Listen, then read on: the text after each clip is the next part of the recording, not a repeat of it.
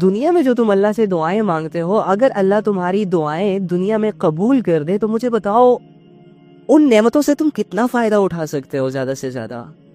10 سال، 20 سال، 25 سال، 30 سال، 70 سال، 100 سال، اس کے بعد جب تمہاری زندگی اینڈ ہو جائے گی تو وہ ساری نعمتیں، تمہاری وہ ساری دعائیں جو اللہ رب العزت نے اس دنیا میں پوری کر دی ہیں، وہ یہاں رہ جائیں گی. تم ایک بھی چیز اپنے ساتھ نہیں لے کر جا سکو گے.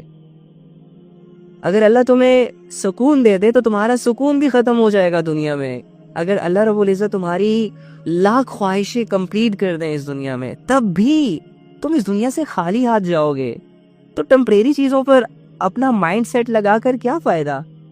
تم یہ سوچا کرو کہ یار ٹھیک ہے، اوکے، اگر اللہ کی رضا کے لیے میری کوششیں جاری ہے نا، اور بدلے میں مجھے کچھ بھی نہیں مل رہا، میں راضی ہوں اپنے رب کے فیصلے پر. مجھے نہیں چاہیے کچھ، مجھے میرے رب کی رضا چاہیے. کیا میں اللہ کی عبادت اس لیے کروں کہ اللہ خوش ہو کر مجھے ساری چیزیں دے دے؟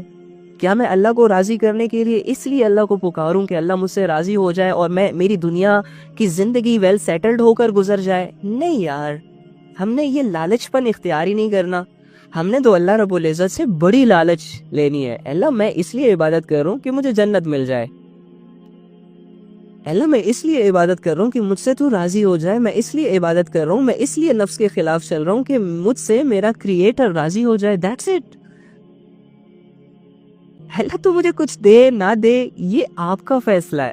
میں مانگوں گا آپ سے کیونکہ میں کمزور ہوں. میں پکاروں گا تجھے مسائل میں، پریشانیوں میں، کرٹیکل کنڈیشن میں، لیکن اللہ فیصلے آپ کے ہوں گے. چاہے تو آپ مجھے ان کریٹیکل سچویشن سے نکال دیں، مشکلات سے نکال دیں، یا تو انہی مشکلات میں رکھ. لیکن اللہ مجھے یہ ساری چیزوں پر صبر آ جائے گا، لیکن اگر تو مجھ سے ناراض ہو جائے، یا میں تجھ سے دور ہو جاؤں، یا میرے کسی عمل سے تو مجھ سے دور ہو جائے، یا تو مجھ سے ناراض ہو جائے، اللہ یہ میں برداشت نہیں کر سکتا.